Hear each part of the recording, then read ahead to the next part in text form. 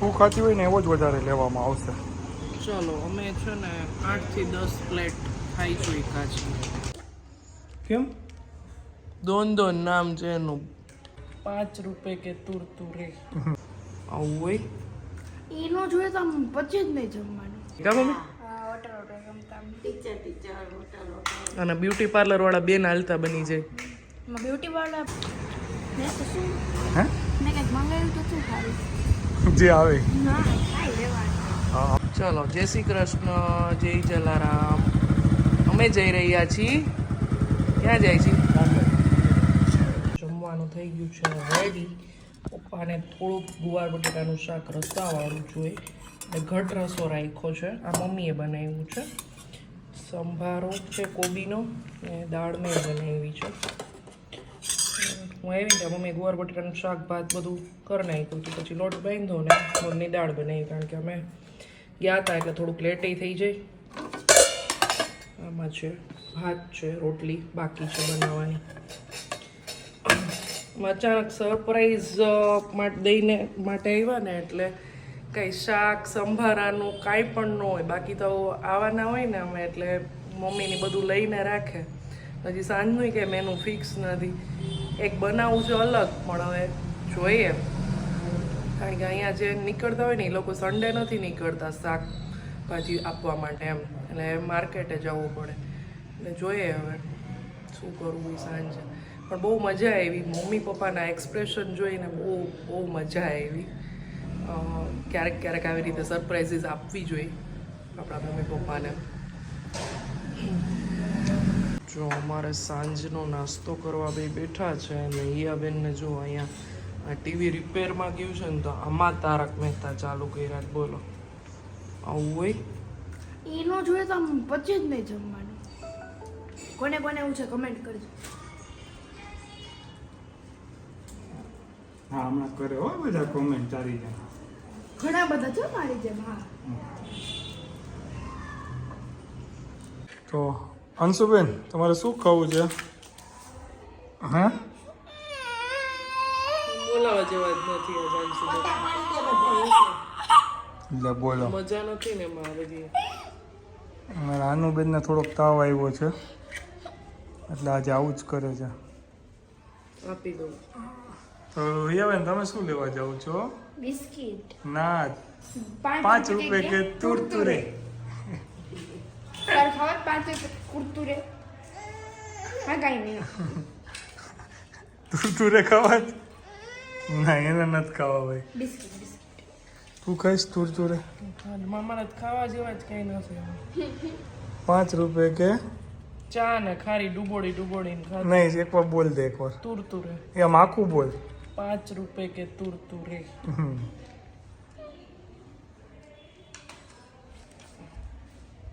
હે ક્યું આ બુલ બન તારું બતાવ. હા તારું. તો આ ઈ તું નથી દા પણ તું ને આ ખાવું તું. એને આ જોઈએ જ. અહીં તો રાજકોટના કુકુ પાર્લેજી ખાતા હોય, કોડીનારના તો કદાચ બોન ને એ ખાતા હોય. આપજે એને એક તો આપજે. ઓલું બુલ બન કેમ? દોન નામ છે એનું. શું નામ છે એનું? દોન. ઈ આપીશ. આની આપ. આપીશ. ઈ આપીશ. ઓકે લાવ તમે ખોલી દો તમે. મારી હિયાબેન ગયા હતા કોડીનારમાં ખરીદી કરવા પહેલી વાર. મળી ગયું ઘર? મળી ગયું. બાકી સીધું ક્યાં જવાનું રહે? Rajkot bus stand. એમ તો ન મળે તો કોઈને પૂછી લે ને. ઘર ક્યાં છે એમ પૂછી લેવાનું. કોનું ઘર? દાદાનું. ઓકે. આજે મારે હિયાબેન ને દાદી બે છે ને મંગૂસ રમતા હતા. હા પછી ગુલામચોર હા અને ઢગલાબાજી રહીમાં. ઢગલાબાજી રહીમાં એને દાદી મળી ગયા ને એટલે મજા આવી જાય. એ બે રમતા હોય એવું. હિયા નાની હતી ને ત્યારે મમ્મીને હોટલ બહુ રમાડતી. કા મમ્મી? હોટલ રમતા ટીચર અને બ્યુટી પાર્લર વાળા બેન હાલતા બની જાય.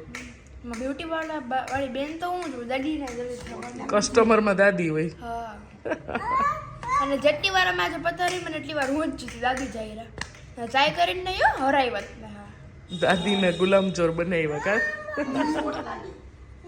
આજે તમે 3 વાર ગુલામચોર બહીને ને અને આ જો અમારે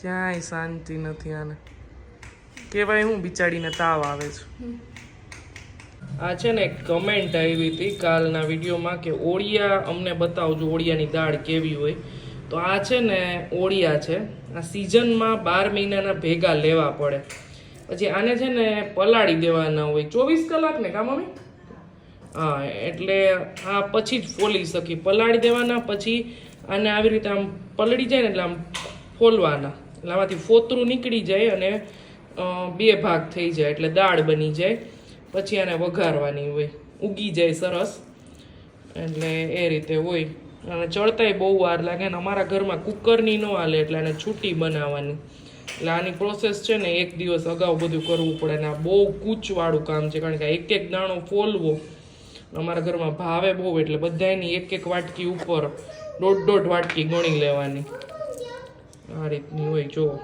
બોરિક પાવડર દીધેલો મમ્મીએ ચાલો અમે જઈએ છીએ બહારે જમવા માટે નાસ્તો કરવા માટે કંઈક ફૂલ થાળી નહીં કંઈક કટક બટક પપ્પા કંઈક લઈ જાય છે અમને એ જે નવું બન્યું હોય ને અહીંયા તો ચલો બતાવું અહીંયા જઈને તમને નહીં અંશુ શું તમે ખાવાના છે વડાપાઉં મંગાવ્યા છે મમ્મીએ દહીં વડા હિયા બેને એક મસાલા પૂરી એ રગડા પૂરી મેં રગડા પૂરી તમે હે મેં કંઈક મંગાવ્યું તો શું ખાવું જે આવે ના ખાઈ લેવાનું અમે આવી ગયા છે જલારામ ફાસ્ટ ફૂડમાં કે કોડીનારમાં આવ્યું છે શું છે દિલ્હી ચાટ દિલ્હી ચાટ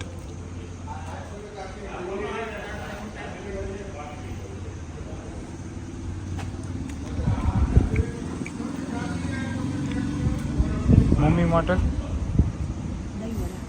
દહીં વડા મોડા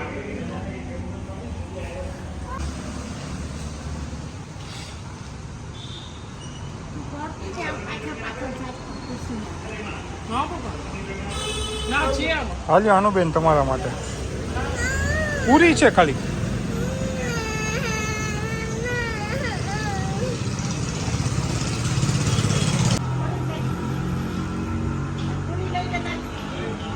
આ એક પાર્સલ એવું છે જેને કંઈ ખાવું જ નથી મમ્મી તમારી ફેવરિટ છે ભેળ ચાખો તો ખરી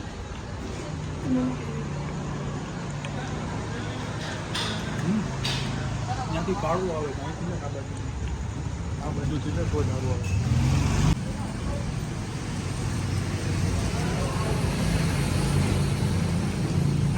રગડા પૂરી સ્પાઈસી તું ખાતી હોય ને એવો જ વધારે લેવામાં આવશે ચલો અમે છે ને 8 થી 10 પ્લેટ ખાઈશું એકાચી 7-8 પ્લેટ 8 પ્લેટ 10 થઈ ગઈ 10 થઈ ગઈ આ લાસ્ટ પપ્પાએ પરાણે હું એકલું છે રગડો એ કે ચાખો રગડો જાય ચાખીએ છે હવે તો બસ કર દઈએ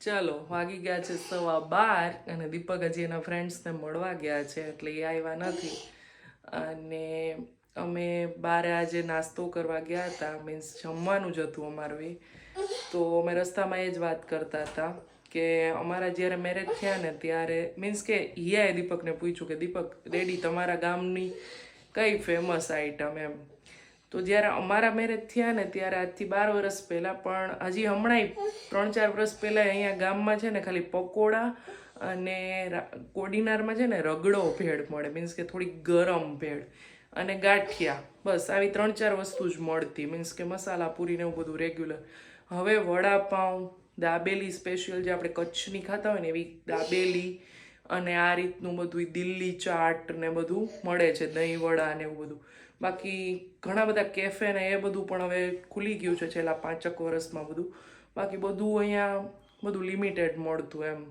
એટલું બધું કંઈ મળતું નહીં. જે કોડીનારના હશે ને ખબર હશે, બરાબર. અને અત્યાર સુધી અમે બધા બસ હું મમ્મી હિયા બધા બેઠા જ હતા. અહીંયા આવ્યા હતા જ એટલા માટે કે 1.5-2 દિવસ જે રહીને મમ્મી પપ્પા સાથે રહી અને ટાઈમ સ્પેન્ડ કરીએ એટલા માટે.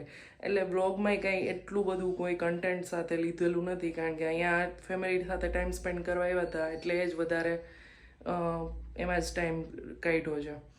તો બસ અહીંયા સુધીનો જો તો વિડીયો કેવો લાગ્યો ને કમેન્ટમાં જરૂરથી કહેજો. જય હિન્દ, જય ભારત, આવજો બધા.